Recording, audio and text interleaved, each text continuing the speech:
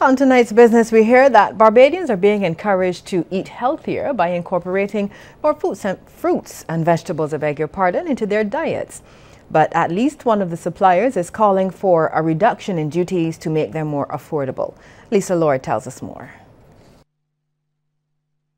For the past 14 years, Global Produce Corporation has been providing fresh fruits and vegetables to Barbadians. Apples, grapes, iceberg, romaine, broccoli, celery, several products, cherries, strawberries, oranges. And that's just a sample of what they sell, according to owner Stanton French.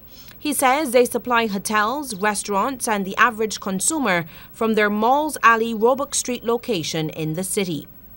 But Mr. French says the import duties on certain fruits, for example, which cannot be grown here, are simply too high, and this is something which must be relooked. If they were using the monies to improve the local stock here, we would import less of these items. On occasion, you have some slow weeks. We've been having a pretty good season with the tourists, the hotels.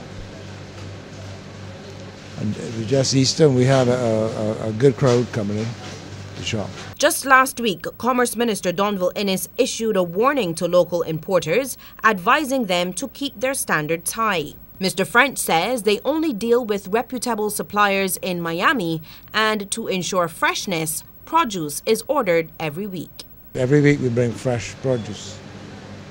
So that is good. Wait, I didn't realize it's every week.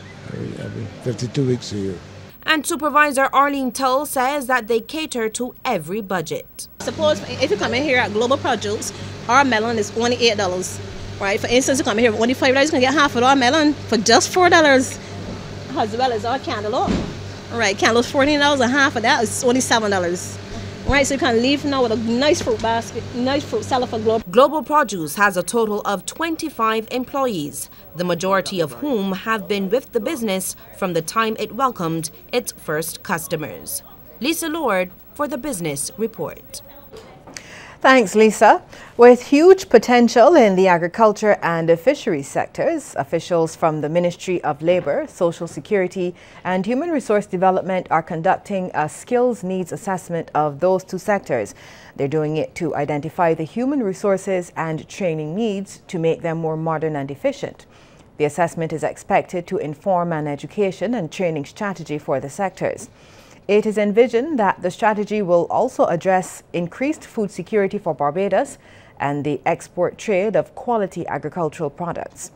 The assessment will also review current education and training programs at the secondary, post-secondary and tertiary levels and highlight opportunities for employment, entrepreneurship and investment in agriculture and fisheries. Strengthening these sectors falls under Pillar 5 of the Human Resources Development Strategy, with emphasis being placed on developing a more modern agricultural sector. Let's take a look now at how stocks traded on selected exchanges across the region. In Jamaica, Cable and Wireless Jamaica Limited was the volume leader with 80,371,757 units. In Trinidad and Tobago, JMMB Group Limited was the volume leader with 60,900 shares changing hands, all for a value of $113,274. And here in Barbados, First Caribbean International Bank was the volume leader, trading 82,181 shares at $2.85 each.